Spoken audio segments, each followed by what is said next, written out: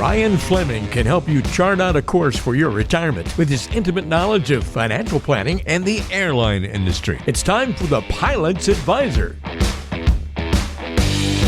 Welcome to another episode of the Pilot's Advisor. Today, we're going to talk about when boring is good. You know, boring has a bad connotation, meaning, nobody wants to hang out with a boring person, or if you're bored, there's nothing to do. And so boring's bad, right? But boring actually can be a good thing. So if a friend describes the latest spy novel is about as interesting as watching paint dry, or a review says that the plot of an award-winning film is like watching grass grow, you take that information to be a warning as, hey, I probably don't want to go watch that movie. I probably don't want to go see that. It's a waste of my time. The book and the movie are going to be boring. And the last thing you want to do when you're looking for entertainment is to be bored. But when it comes to managing finances and saving for retirement, boring and academic is good. We try to teach our pilots to not speculate and gamble with their money.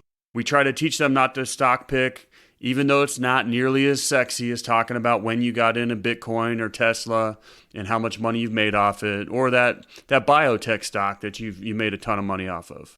And every time I'm in the cockpit and some captain wants to talk about how much they've made off that biotech, I always ask them, I go, why don't you tell me about all the times you lost your butt in other stocks? And of course, the funniest part is they immediately get silent because stock pickers have losses and they've been hurt before, but they don't want to talk about that because that hurts. So it's proven to be the most effective way to invest for retirement is a disciplined approach where you save systematically and you hold broadly diversified portfolio, the exact opposite of the getting rich quick scheme. And I get it. It's boring. It's not as sexy, but it's the way to ultimately gain the most wealth over time. And that's why we want to be a long-term investor, and we're able to take on more risk when we're unemotional and long-term. So it's a long-term payoff comes from doing and not reacting to the small market moves and not being emotional when the market moves. In almost everything we do, there's a payoff to activity. If you want to be a good runner, you should run every day. If you want to be a good investor, the thing for me to do is not trade, not tinker, but leave it alone. Make sure you build that portfolio that already is truly, truly diversified. 42 countries, 30,000 different positions. Then these small moves in the market don't matter so much. When your one stock loses 40% one day, Netflix, it's not going to affect your portfolio hardly at all because there's some other outlier, some other small stock that you don't even know about that's the Apple before they were Apple that grew 40%. Those outliers help us out by being truly diversified. Second, boring keeps you from making rash decisions, usually out of fear. Obsessing over every market move is exhausting and counterproductive.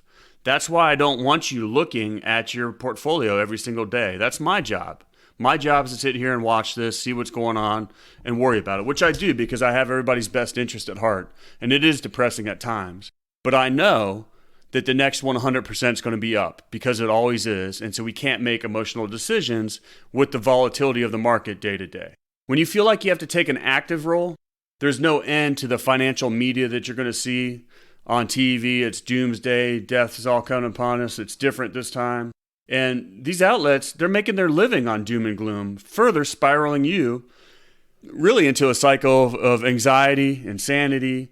And they're built that way to sell magazines, make money, get more advertisements, keep you watching and thinking that the world's, imploding. But a boring system for your money allows you to get more out of life. When you automate components of your long-term plan, it goes on building, and that nest egg is going to be bigger than you making those mistakes by making emotional decisions with your money. And also you can live life and not worry about it. That's my job, to rebalance your portfolio, see opportunities in the market, and play that long-term game and try to make you the most money as possible. Money is a means by which you live life. And we always talk about what's your why? Because it's not the actual money. It's your why in life that you need it for, to have a successful retirement, to retire early, not have to fly until you're 65 where you die in the cockpit. And investing is scary if you don't understand it.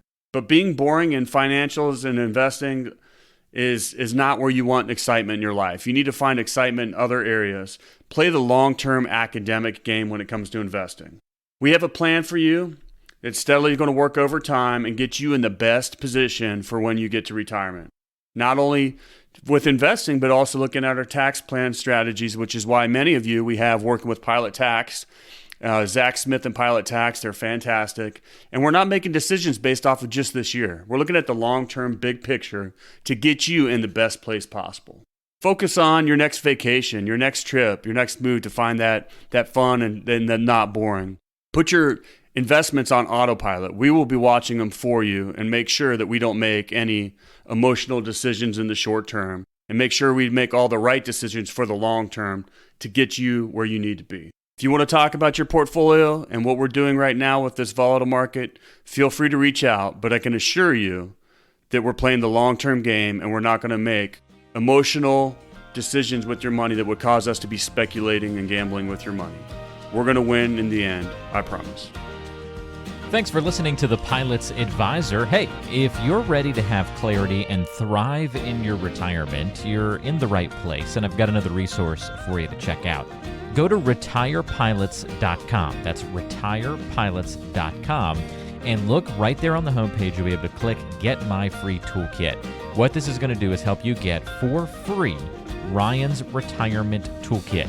This is going to include his 2 books, The Pilot's Advisor and Pilots Retire Early, revealing the 9 critical decisions when retiring and the 7 lessons to save your retirement.